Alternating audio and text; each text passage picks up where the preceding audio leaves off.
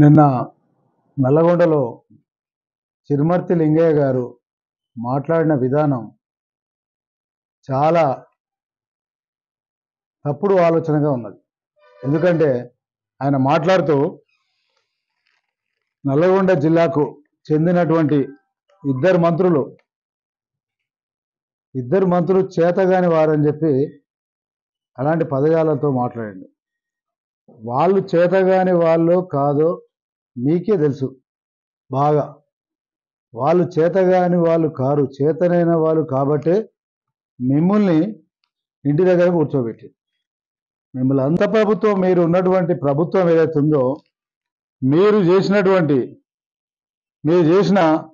8,30,000 కోట్ల అప్పును ఈ కాంగ్రెస్ రేవంత్ రెడ్డి గారి ప్రభుత్వం తీర్చి ఆ మిత్తిలు కట్టే ప్రయత్నం చేస్తూ ప్రజలకు ఇచ్చిన హామీలన్నిటిని కూడా ఒక్కొక్కటిగా నెరవేరుస్తూ వస్తూ ఉంది. మరి మీకు చూసలేదా, చూపు లేదా? మీ ఇష్టం వచ్చినట్టుగా మాట్లాడితే ఎట్లా? మీ ఇష్టం వచ్చినట్టుగా మాట్లాడితే ప్రభుత్వం చేస్తున్నటువంటి విషయాలు తెలియకపోతే ఎట్లా?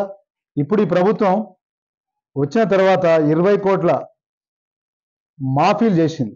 20 కోట్ల మాఫీలు, రుణాలు మాఫీలు చేసింది రేవంత్ రెడ్డి గారి కాంగ్రెస్ ప్రభుత్వం.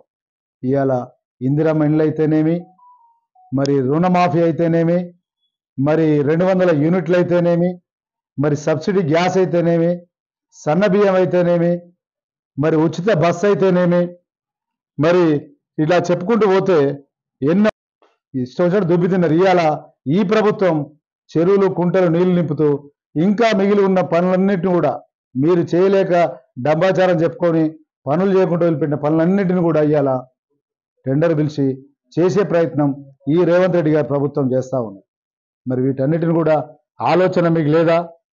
బ్రాహ్మణ వెలువన ప్రాజెక్టు కూడా ఎన్నికల ముందు ఎన్నికల స్టంట్లో భాగంగా షో చేసుకోవడానికి ఏదో ఆడ అంగులు ఆర్భాటాలు చేశారు.